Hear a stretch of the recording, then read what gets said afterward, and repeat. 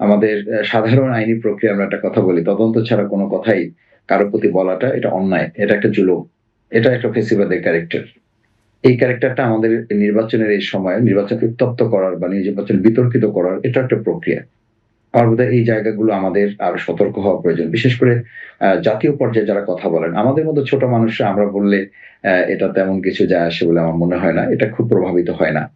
কিন্তু জাতীয় পর্যায়ে যারা আ কথা বলেন, তাদের কথা তো একটা রিফ্লেকশন আছে। সেটা পজিটিভ আছে, সেটা নেগেটিভ আছে।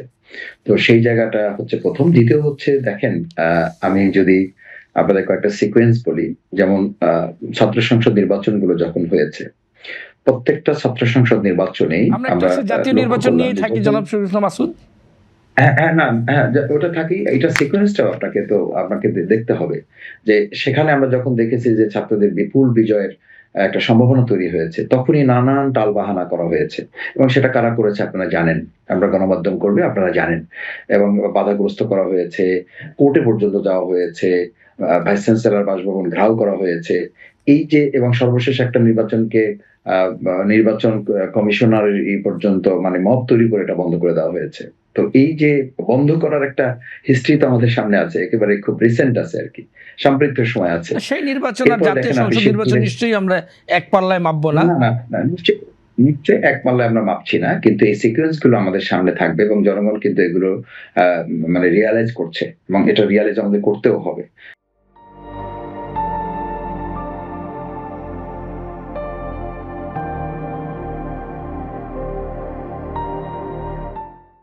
তো এটা তো দেশের বিচ্ছিন্ন কোনো অংশ নয়, তাই না? বিশ্ববিদ্যালয়গুলো সচেতন নাগরিকদের অংশ, সচেতন শিক্ষার্থীদের অংশ। দ্বিতীয় হচ্ছে আপনি দেখেন শেরপুরে একটা সামান্য ঘটনাকে কেন্দ্র করে আমাদের এক উপজেলা সেক্রেটারি হাফেজ একজন ভাইকে হত্যা করা হলো। তো এটা কোন পর্যায়ে আমরা পৌঁছে গেছি?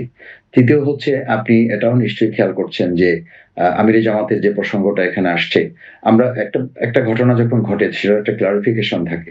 সেই ক্লারিফিকেশনটা যখন দেওয়া হয় সেটা কিন্তু রিসিভ করতে হয় আমাদের। রিসিভ করার সৌজন্যতা আমাদের থাকতে হয়। বিশেষ করে জাতীয় নেতৃবৃন্দ যারা থাকেন তাদের মধ্যে অন্তত এই সৌজন্যতাটুকু তো আমরা প্রত্যাশা করি প্রত্যেকের কাছেই। সেখানে দেখেন এই ঘটনা যখন ঘটছে আমাদের ব্যাপারে যখন এরকম প্রপাগান্ডা দেওয়া হচ্ছে, আমরা যখন বলছি যে এটা রিকভার করার চেষ্টা করা হচ্ছে এবং এটার ব্যাপারে জিডি করা হয়েছে। একই সময় কিন্তু গাজীপুরে শিক্ষার্থী ৭ম শ্রেণীর শিক্ষার্থীকে তার শ্লীলতাহানি করা হয়েছে এবং সেটার ছাত্রদলের একজনকে গ্রেপ্তারও করা হয়েছে। তো এই ঘটনাগুলো যখন আমি বলছি একটা গুজব আর তখন বাস্তবে কিন্তু আমরা আরেকটা চিত্র দেখছি। আমাদের মা-বোনদের নিয়ে আমিরে জামাত ডাক্তার শফিকুর রহমান অত্যন্ত সম্মান এবং তাদের মর্যাদার জায়গাগুলো শুরু থেকেই এটা গিয়ার আপ করার চেষ্টা করছেন এবং সেই জায়গাটা আমরা সমুন্নত রাখার কাজ করছি। এখানে যেটা আমার কাছে খুবই প্রতীয়মান, আমি আ আমি আমি আমরা বাউফলের কথা যদি বলি এবং সারা দেশে যতটুকু খবর আমার কাছে আছে, আমার বাউফলে বলা হয়ে থাকে যে আমাদের মা-বোনদের ভোট আমি ভাইদের চেয়ে অনেক বেশি পাবো। ভাইদেরও বেশি পাবো, কিন্তু মা-বোনদের ভোট বেশি পাবো। এই যে বেশি পাওয়া, এটা হয়তো আমাদের কারো কাছে পছন্দ হচ্ছে না। এটা হয়তো আমাদের কারো কাছে ভালো লাগছে না। বা এই জয় জয়কার অবস্থাটা আমরা হয়তো স্বাভাবিকভাবে নিতে পারছি না। খুব স্বাভাবিক যারা প্রতিযোগিতায় থাকে, আমি প্রতিদ্বন্দ্বী বা প্রতিহিংসা বলব না। প্রতিযোগিতায় যারা থাকে স্বাভাবিকভাবে এটাকে বাধাগ্রস্ত করতে চাইবে। সেই বাধাগ্রস্ত করার জায়গাটা হয়তো এটার একটা পার্ট যে আমির জামাতের এক্স হ্যাক করে এবং এটা তো আপনারা ইতিমধ্যে দেখেছেন যে মিডিয়াতে দেওয়া হয়েছে বা মিডিয়াতে এসেছে যে রাষ্ট্রপতিকে আমরা রাখতে চেয়েছি। আমরা কারা রাখতে চেয়েছি? কেন আমরা তাকে সরাতে পারলাম না?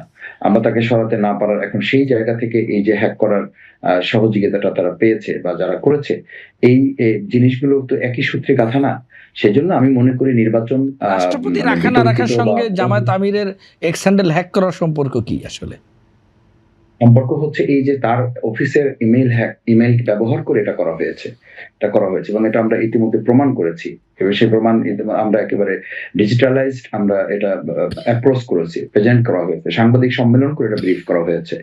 সো এটার একটা সম্পৃক্ততা আছে এবং সেই সম্পৃক্ততাটা প্রমাণিত হওয়ার পরেই তো আমরা এটা প্লেস করেছি। আমরা তো আর অহেতুক বলি নাই। তো সেই জায়গাটা হচ্ছে আমি মনে করি জাতীয়ভাবে আমরা যেমন লক্ষ্য করছি আমার এলাকাতেও আমার কাছে তথ্য আছে।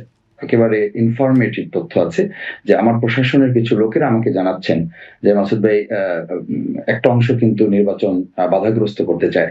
কারণ তারা বুঝতেছে যে তারা ভোটের মাধ্যমে হয়তো জিততে এই পারবেন। ধরনের অভিযোগ কিন্তু কিন্তু সেই ব্যাপারে বিএনপির আপনারা পক্ষ থেকেও আছে। হ্যাঁ, প্রস্তুতি রাখেন। তো আমি এই অভিযোগটা আমরা তুলছি কেন? এই অভিযোগ জাতীয় পর্যায়ে নেতৃবৃন্দের কাছে যদি থাকেও, সেটা তো তারা আলোচনার মাধ্যমে সমাধান করবেন। সেটা পাবলিকলি যখন আমি ওপেন করে দিচ্ছি, তখন তো ওই যে আমরা অনেক সময় বলি না যে, আমি যে স্বপ্নটা দেখি ওই কথাটাই আমার মুখ থেকে বের হয়। তো আমি যে চর্চাটা করি, আমি যে শঙ্কাটা প্রকাশ করি, সেটাই তো আমার মুখ থেকে বের হচ্ছে বা যেটা আমি প্র্যাকটিস করি।